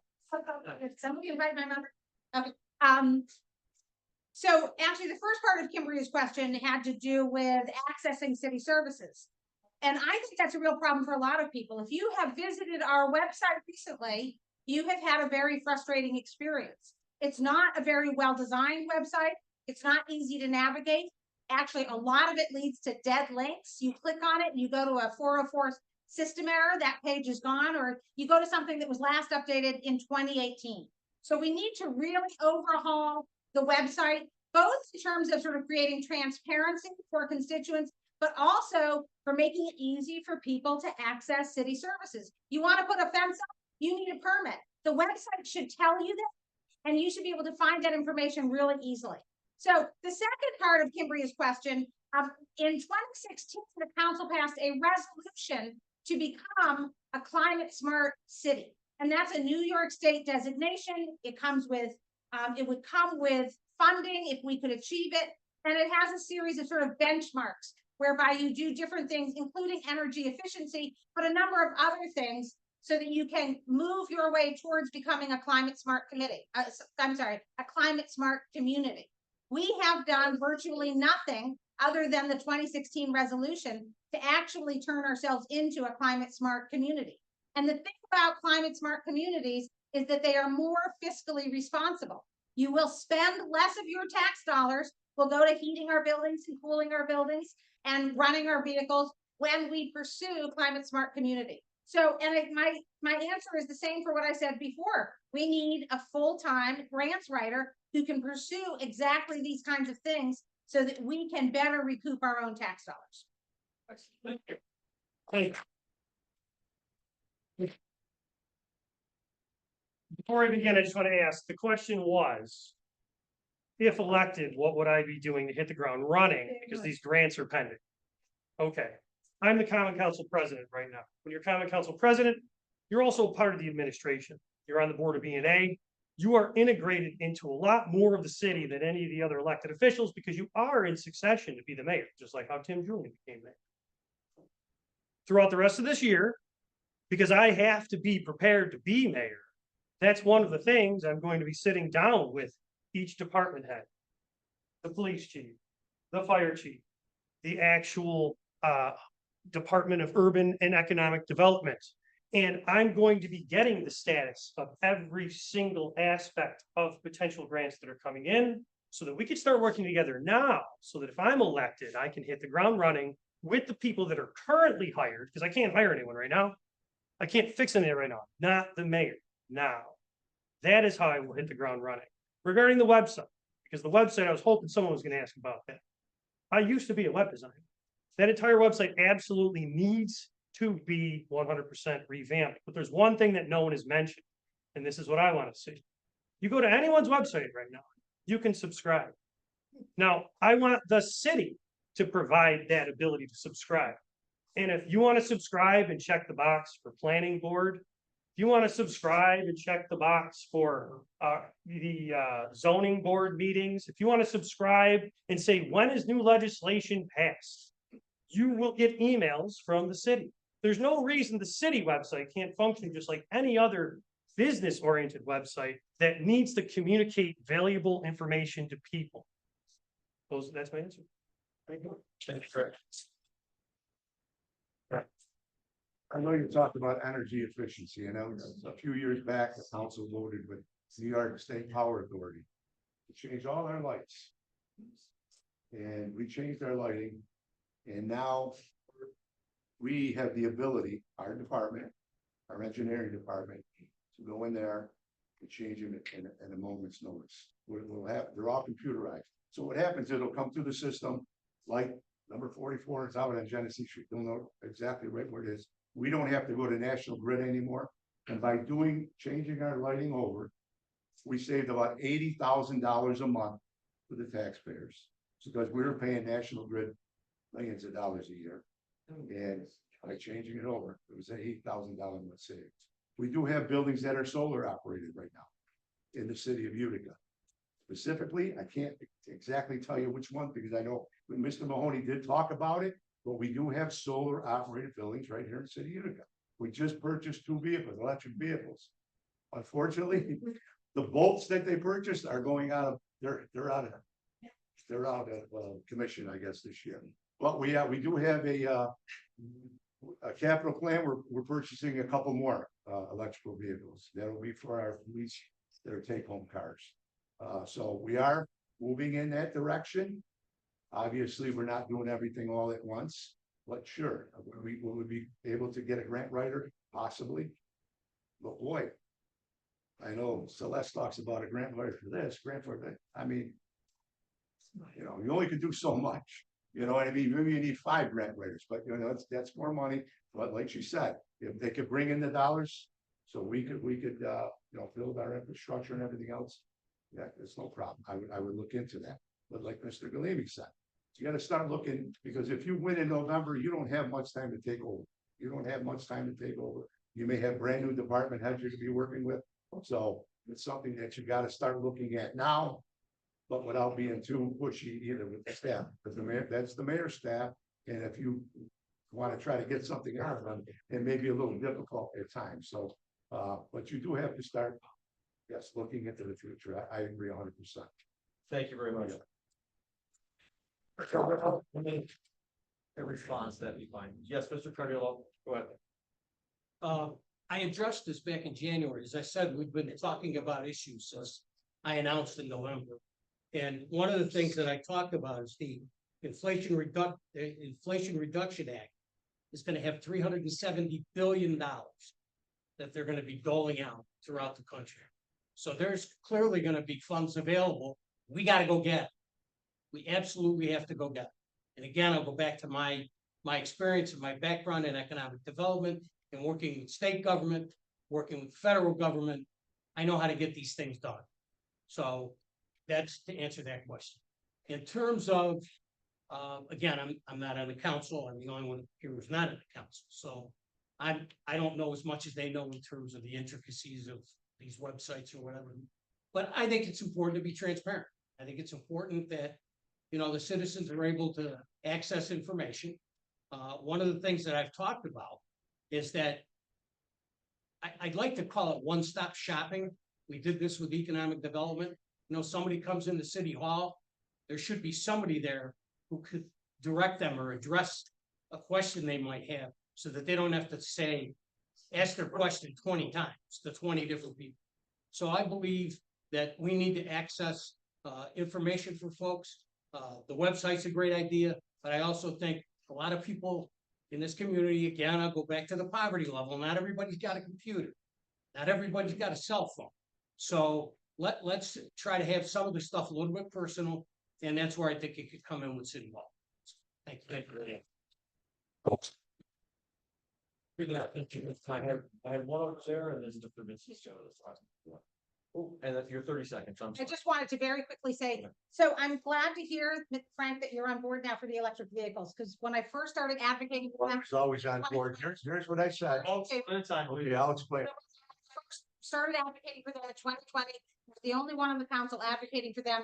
The reason that we have 2 electric vehicles now is because last year I made a deal with the mayor. If he wanted my vote on the bonding ordinance, he was going to have to buy 2 electric vehicles with non-capital funds. And which he did. They're Chevy Bolts. They're great. The codes department loves them, and they have been discontinued. And Chevy has promised to continue making those parts for 10 years.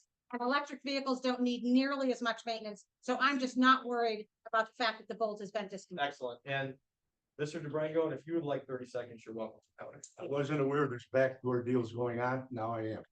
Here's the, here's the deal. I know Councilperson Friend wanted electric vehicles. I'm okay with electric vehicles, but she wanted to start out with the police vehicles being electric. And I just said, why don't we let the bigger cities, let them buy the electric vehicles? Let's see how it works out. We don't have the infrastructure. I don't even know if we have charging stations. I know we have one outside City Hall. We do. Well, do we have charging stations in our garage? Yes, We have them in our garage? Yes. Okay, how many? one for the. I have two, now we're getting 2 more cars, so I don't know, we don't have the infrastructure right now, let's get the infrastructure in place. We will move to electric vehicles, I have no problem, but I don't think that we should be moving police vehicles into electrical vehicles until they Okay, Mr. wise up on charging these things a little bit quicker, because you're gonna have, it's not gonna work right now. Thank you. Mr. Galime, go ahead. Just a note for the audience before we go on a goose chase of trying to find solar panels in the city of Utica. What we do is we contract solar farms. And we contract at a rate that's agreed upon for a certain amount of time, which brings down the overall cost of electricity to the city.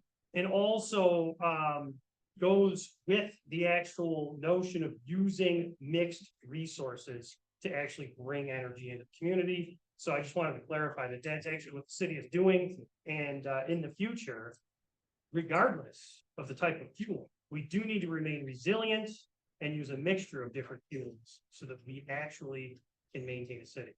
Thank you very much. Hold on one second. There's several. Oh, Go ahead, sir. Me personally, I could care less. Speak up as loud as you can, please. I can care less about the streets. I can care less about everything else. So I guess we all forgot about 2020.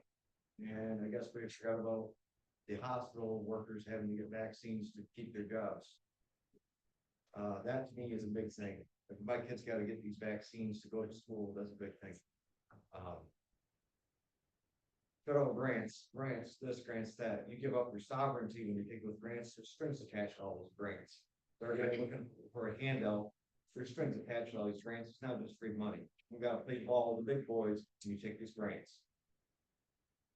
CBDC is rolling out sometime in the near future. Programmed money, cashless society. I guess nobody has foresight in this room. What's the direct question, please?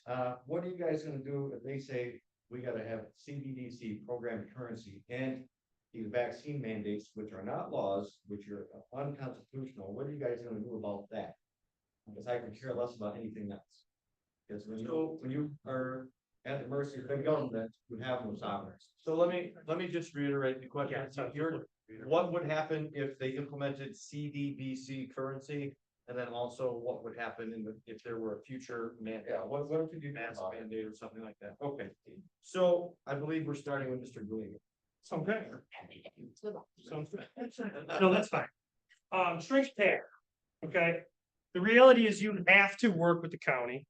You have to work with the state, you have to work with the federal government.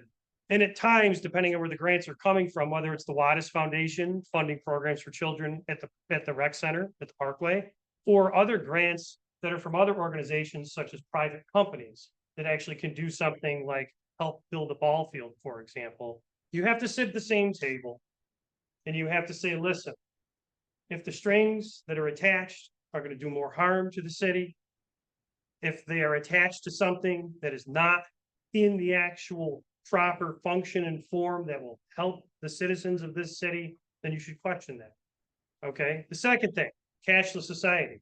As much as I actually have a cryptography background and I know exactly what you're talking about, I believe the federal government, due to, and this is not a mayoral question, by the way, for the actual reality of federal level security, protecting our borders at a cyber level, the federal government does need to understand and invest in an actual central bank digital currency. Okay. Now, I don't agree with a cashless society. We need cash. We shouldn't be tracked. If people actually look into what they believe is anonymous Bitcoin, it's the most trackable currency in the world. Now, that's not necessarily a mayoral topic, but it does come up here and there, and that's my thoughts. Thank you. Thank you very much. To agree, Mr. Galime, it's not at our level. I mean, it's at the federal government level. So I'm not even gonna try to answer that question because I just don't think that it's under our realm as being a mayor to worry about cryptocurrency or whatever the heck it is. I'm not gonna answer that question. I don't think it's the right question. Even ask it for a mayoral candidate. It's a federal document. If they're gonna mandate vaccines, what does that have to do with a mayor? It has to do with our Utica County Health Department. First of all, they're in charge of the county, so they take the lead when we have issues with vaccines in the area. They take the lead on, not a mayor, not the city, and everybody complained about the mayor's not doing anything about the vaccines, this, that, whatever. It's not their role. The role of the county government, we have a health director. That's the role that they should.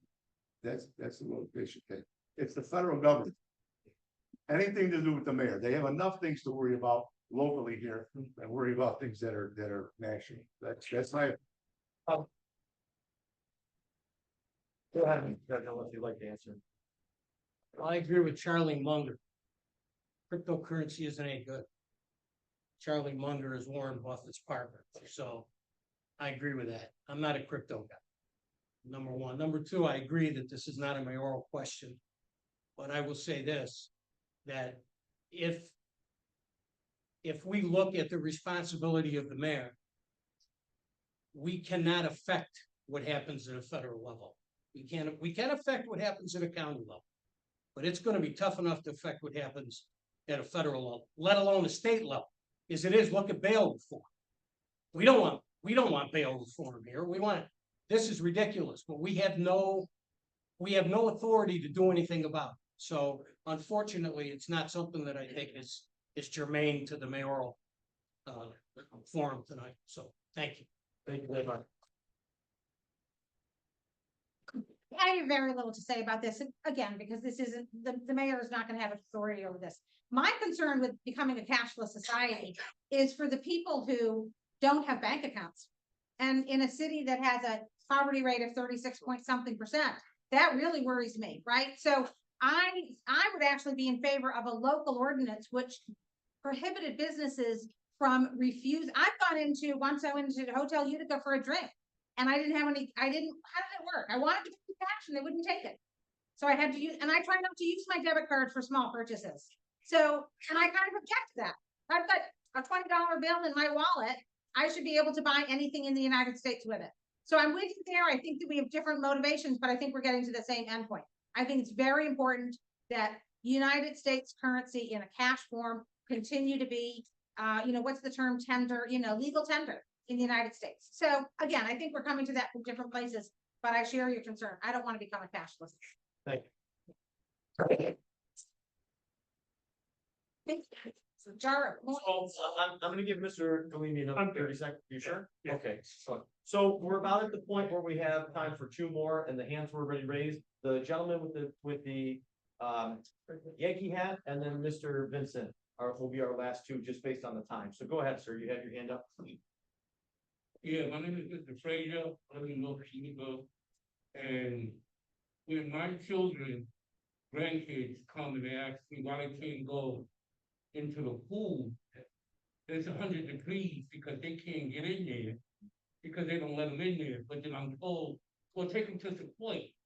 That's where they have the sprinklers coming out, but we don't have them in North Utica. We got one bench in the park. So if I take them to the park and people sit on the bench, we have to stand. And when they build these projects, North Utica, we don't do anything. Nothing. So when you're mayor, please look into that. So what, I just want to better understand the question. What's the direct question, sir? The question is, will we be able to get sprinklers for those little kids? So because they don't let them in the pool. I understand. Excellent. And we are starting with Mr. DiBrango. Yeah, it's a great question. I know invested a lot of the ARPA money, Proctor Park, a lot of money, Roscoe Concrete Park. We did invest some money in the North Utica parks. There's a dog park there. We cleaned up the fields, we put, asphalt down. I know your council person's been on top of it. So we are investing money in North Utica. The one thing the mayor was going to do in, Proctor Park is put at least a splash pad. Because a pool, to maintain a large pool, is very, very difficult. We've always had problems with Buckley and, it'd just be too hard to maintain. So I think maybe a splash pad might work. So I will bring it up to the mayor. I can promise you that. I'll bring it up to your council person as well. If we could push it a little bit, I'm sure he's got some leftover ARPA money somewhere, somehow we can maybe dig something up, but that's a great idea. As I remember when I was a kid, I used to go to the neighborhood pool, it used to be a concrete one.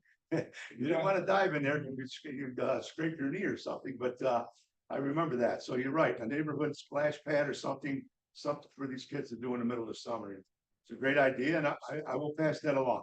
Thank you.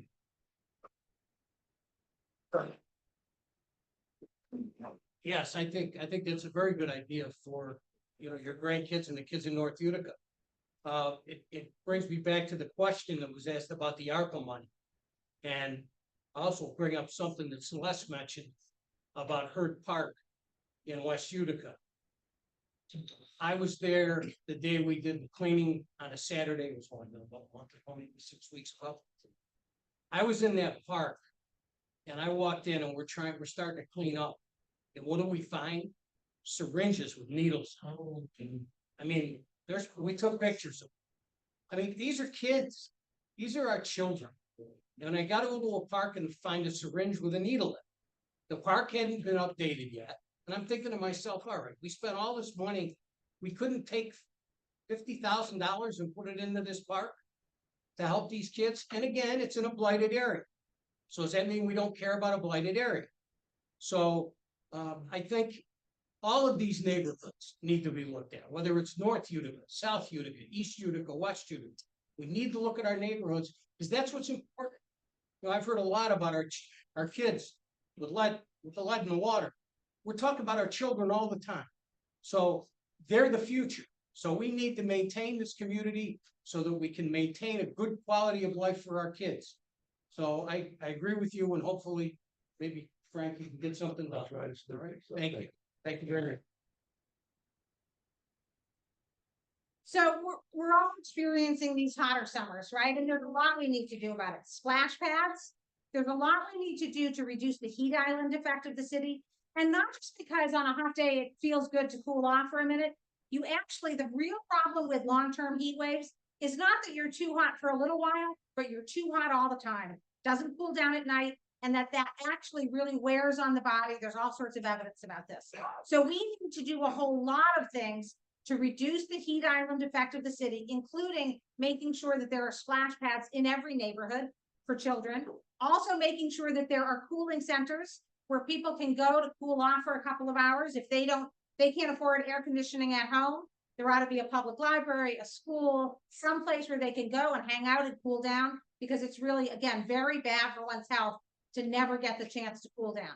So we need to plant trees across the entire city, not just for their shade, but for their general cooling effects. So there's an awful lot we need to do to get ready for these hotter summers in order to protect our children, but also our older people, our medically vulnerable people, etc. So I'm really grateful that you brought that question to us. You're absolutely right.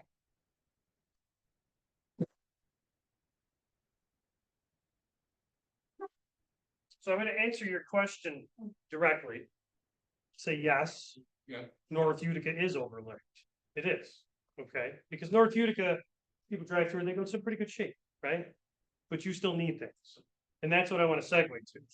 In 2015, 2019, and now, we're going door to door, speaking to every single resident that answers that door. I have maps from my prior canvases that literally marked off every single street. What I do is every single conversation I have, I write down what those concerns are. Take that to office with me. You're not the first person in North Utica who said that. Okay, they went even further and said, hey, I want some place for my kid to drive or to cool off where they're not going to drown, right? And I think that's what you were getting at. Little kids who can't swim yet. So one, I hear you, and I understand exactly what the concern is. And two, That's what I'm doing right now, and I expect my opponents are also doing, is going door to door. Listening to the concerns so that as mayor, you have your finger on the pulse of the city. Your pulse of North Utica, your East Utica, West Utica, Cornhill, etc. And recognize also that moving into next year, that Utica is bigger than Genesee Street. We need somebody to tie everything back together, finish the projects that aren't even started yet, and also finish the projects that are underway and help bring that together with the county. But we need to bring that focus back to the neighborhoods. That's where we need to actually have our mind set place, the neighborhoods. Thank you. Thanks. For our final question, Mr. Vince, you have your hand raised. Thank you. I'm just glad to see that Joe Biden's not here tonight. That's with all the discussions of grants and bonding and borrowing and everything. He'd probably be asking for about another $15 trillion to add to our debt. Utica is a certain area that is found by other towns and villages. There's no room for expansion in the city of Utica. You look at the houses, the people in this room, the taxpayers, there's no place to build new streets, new areas of the city where we can expand our tax base to help us build money. But on the same token, 40% of the properties in the city of Utica are tax exempt. Whether nonprofit charity organizations, churches, and everything like that. So 60% of the people that live in homes, run businesses that pay taxes are the ones that pay the taxes. Pilot programs. You'll get it. This administration in the last 12 years has sold all kinds of buildings in the city of Utica. Most all of them are on some sort of a tax exempt or pilot program. If elected, what would you poor people do to get our tax base built up without going crazy and raising property taxes by 15–20%? But to get these people that are on these pilot programs or that don't pay taxes, contractors that buy buildings and board them up and don't do a damn thing with them after they get their $1 million from the government. Thank you. Thank you. I believe we're starting with Mr. Cardillo. Yes. That's a great question. And let me answer this by saying, starting that pilots are important if they're necessary. Sometimes these pilots are given because as a part of that, when I did economic development, we used to use the but-for clause. But for the state's assistance, you're not going to be able to do the project. For some of the projects that are being done downtown, they're getting the money beforehand. And then, and I can tell you, I live on Culver Avenue, right near Proctor Park. There's the old General Electric building. I drive by there every day, and it pains me. It worse than pains me. I say some words I can't say, other than I see all of this rubble, which was they've already gotten the money from the city, and there's nothing going on. The Century built downtown. Apparently, a friend of mine is a contractor and said the ladder's been up there forever. What are they doing? Well, they already got the money. So hello. So with this but-for clause that should be used, it should be but for the state's assistance, you can't do the project. Obviously, they got the money first before they looked into it. So my sense is every one of the projects that we look at need to be evaluated much closer. And I think some of the projects that we're giving pilots to, according to, let me say this quickly, according to reports from City Hall and from downtown, everybody wants to be in Utica. That's why they're selling all these buildings. Well, if everybody wants to be in Utica, why are they not paying the taxes the way they should be paying? That's my issue. If it's so popular to be here, then why are we giving all these pilots? So it needs to be looked at for sure. Absolutely.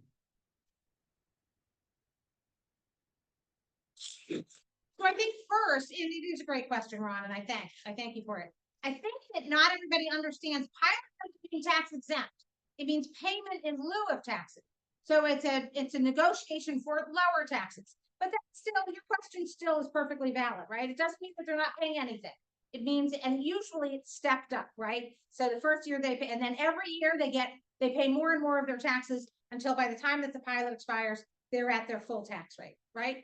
I think we need to be more stringent about clawing back those pilot agreements when they don't do certain things. So when I was first on the council, we passed it's a pilot program, but it's a sheltered rent agreement with a number of apartment complexes. And they made an agreement. They were going to do certain things to improve those apartment complexes, new lighting, new carpeting, new laundry rooms, etc. And we built it in that we can claw back all the taxes they've saved if they don't do their part. So I think we need to do more of that. But I also think it's absolutely right. We are getting to the point as a city where we won't need to have that big incentive to get people to come here and invest. And as we get to that point, we need to pass out those pilots. We need to make those pilot agreements less often, right? Another thing, you're right that we don't have big stretches of land where we can build whole new neighborhoods, but we have lots of empty lots and we can do infill. And we should be really thinking about how do we build individual houses on individual empty lots in neighborhoods, which, back in the 70s when Ed Hanna brought the National Guard through to tear down a lot of houses in order to prevent the city from burning. Well, it's time to rebuild them. And that both builds up your tax base and it fills in those neighborhoods. And I think that that's a really good idea. And then the last thing I'll say is we are in fact building up our sales tax base, and sales tax is a really important means by which we can not place all the burden of the taxes, all the burden of the budget onto our property owners. So let's continue to shop in Utica, right? Let's continue to build up our own sales tax base. Thank you very much. Give me 1 second before the time starts, because I want to just think back to the original question. Sure, we don't start until you start talking. Perfect. All right. Okay, so your original question had to do with debt and finance. Originally, you did say something about not-for-profits and pilots, so I'll just touch that quickly. One, the council prior has looked at doing a linear foot curve fee. You were there when we were proposing that. It didn't happen, but it seemed like a realistic way to get not-for-profits who do make money, but it's a not-for-profit, to contribute to the roads, curbs, the sidewalks that we as taxpayers have to pay. I'm not going near the churches though, okay? I'm just gonna say that. I'm not touching the churches. They're places of worship. Right. The second thing is pilots. Celeste mentioned their payment of lieu of taxes. The reality is, we need to look around and realize that we've come a long way and we're doing really well. And we don't need to give away as much. Again, clawing back pilots, that's after the fact. What we need to do is assess who we're working with. And if they have project after project of unfinished business, don't work with them anymore. Okay, that's key. Now, finance is the last thing I want to touch on. The budget isn't that complicated. There's a lot in it. Where we get our revenue from is multifaceted. It's our property taxes, it's sales tax, it's different state funding for police, like give grants and whatnot, so that we can actually control gun crime amongst the teen population and figure out exactly why it's happening, eradicate the problem. There's one thing that no one ever speaks about. I have 30 seconds. That's all I need. Okay, it's called municipal state aid. If you go into our budget, there's a line, municipal state aid, $16.1 million. When I became council president, that line was $16.1 million. I looked at the state controller's website when I became council president, going back almost a decade, it was $16.1 million. I'm going to touch on the Bitcoin question just a little bit, even though it has nothing to do with Bitcoin. As a mayor, you can work with other mayors upstate, and that's what I will be doing as mayor. I will be working with the mayor of Binghamton. I will be working with the mayor of Rochester, Syracuse, to address issues like the fact that when I researched it, all of the cities upstate have had their state municipal aid, just like the school districts, frozen for almost 20 years. And they've relied on the growth of sales tax, which is volatile. Final thoughts, please. If we depend on sales tax and there's a recession or a depression, we're going to be hurting. And then we're gonna only be looking to those taxpayers. What a new mayor needs to do now, what I will do if elected in January, is work with the upstate mayors to address this with Albany and bring my actual state and county representation with me to address the fact that there's one budget line that literally has not moved in 20 years, and it's municipal state aid, and it's our income tax coming back to us to pay for things we need, and it's unacceptable. Thank you, Mr. Dean. It's part of the pilot programs. If you look at the building downtown, where Ocean Blue was, that was dilapidated, right? They wanted to knock it down back in, I believe, in the Rafaro administration. And an investor come in, put a ton of money, millions of dollars into that building, brought it back to life.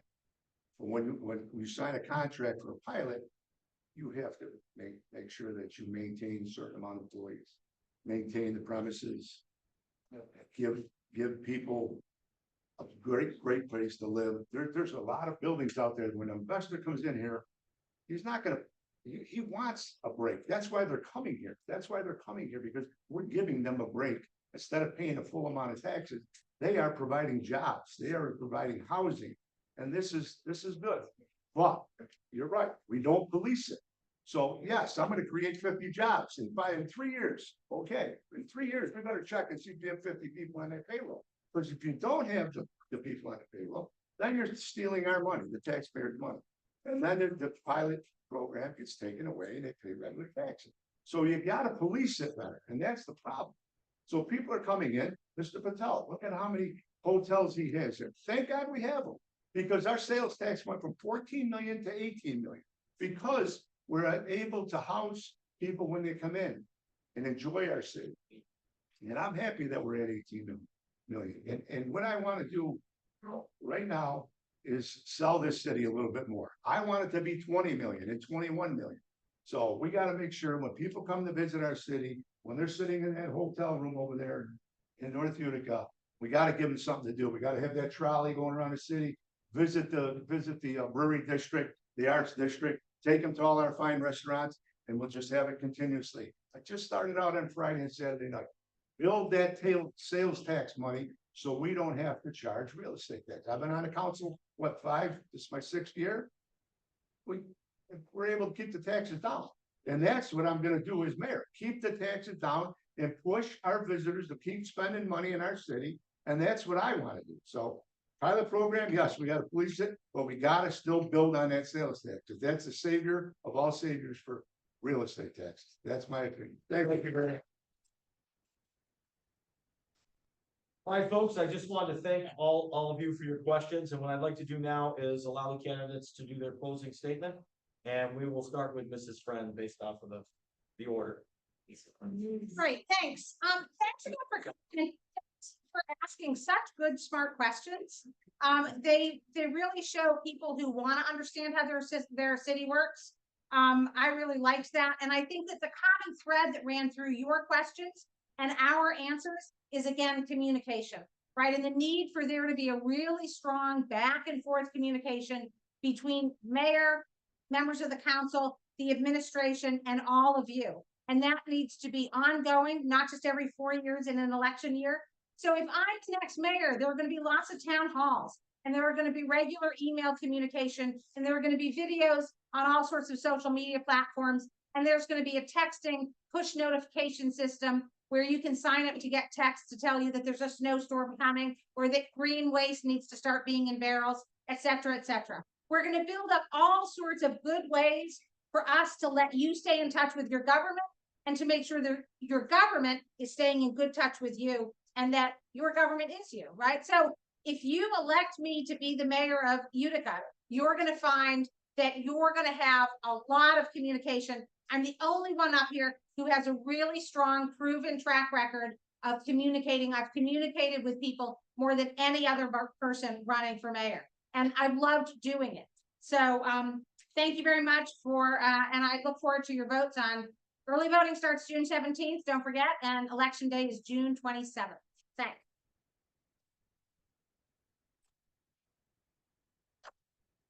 I'm gonna start my closing with the state of the city. Right now, over the last decade, downtown has grown. We've had a lot of people move back to the area. We've gone through a pandemic. And here we sit today. After 12 years of the same administration, all of the things we've stated today, and all of the things we've talked about today, all the questions you've asked start within the four walls of City Hall. When elected mayor in January, that changes. I watch everyone walk into work every day at City Hall when I'm there. Everyone loves their job. Everyone wants to do good for the city. But what I see is a workforce that is no longer engaged the way they should be. I have a background in personnel management.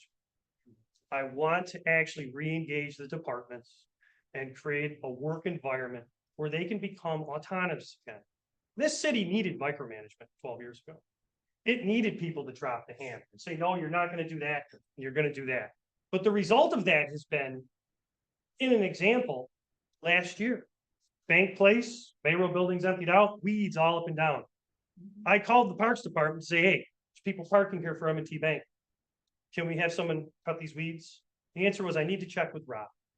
Now, that really happened. Okay, we need to change the autonomy that the departments have within the city and start having an administration that drives based on assessment, a roadmap. Where does this department need to be in 6 months, in a year? Establish those goals based on the priorities of the people that are in the neighborhoods. And those priorities will begin with the neighborhoods and set a new standard for the city. In closing, this came up. I want to hit it one more time. I will be a full-time mayor. Some of the people behind me sat in a room and know exactly that I will not have the job I have today on January 1st if elected mayor. My company already knows their second fiddle.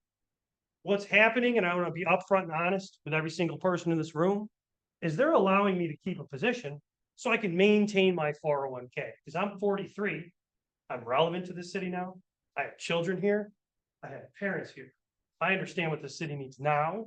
I understand where we've come from, and I know where we're going to have to be. So I want to take the city forward. I'm setting my entire private sector career aside, but there's one thing I don't want to do, and that's become corruptible. Every single person in this room does not like a career politician. If you don't want a career politician, don't elect one that needs a public retirement. That is why I'm doing it the way I'm doing it. In 4 years, I'll have a choice. Go back to the private sector or continue with city government, leading this city in a potential next run for mayor 4 years from now. So that is my commitment to you. That is my commitment to the people. I will be the mayor full-time and will not have another job full-time like some of these other people behind me keep saying. It's ridiculous. Thank you.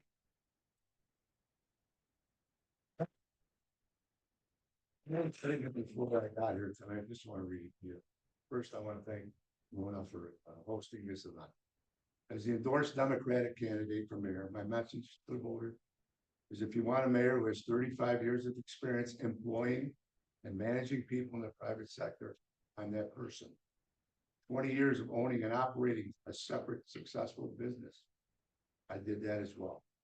Serving over 20 years of public safety as Utica professional firefighters. Served 3 two-year terms as your representative on the Utica Common Council citywide. Was born and raised in this city, educated in this city, have lived here my entire life. Utica will always be my home. This city is facing a crucial time with the new mayor taking office. As your council person, the last 5+ years, many decisions and legislation have affected the lives of residents in a positive way. We're on the verge of something special. Our bond rating is the best it's ever been. Sales tax revenue is climbing to record heights. Economic development is occurring at a pace we haven't seen in years. Electing a mayor without experience would be detrimental. Experience matters. I have the qualifications to lead this city. I'm a proven leader in the private sector and will bring that experience to City Hall from January 1st, 2024. As the endorsed Democratic candidate for mayor, I ask for your vote on primary day, June 27th. Thank you.